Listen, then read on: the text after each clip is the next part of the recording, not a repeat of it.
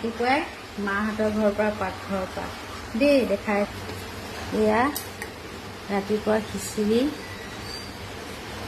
বনাইছোঁ। একদম ৰাতিপুৱাৰ পৰা একদম ঠাণ্ডা ঠাণ্ডা বৰষুণ, এদিনে বৰষুণ।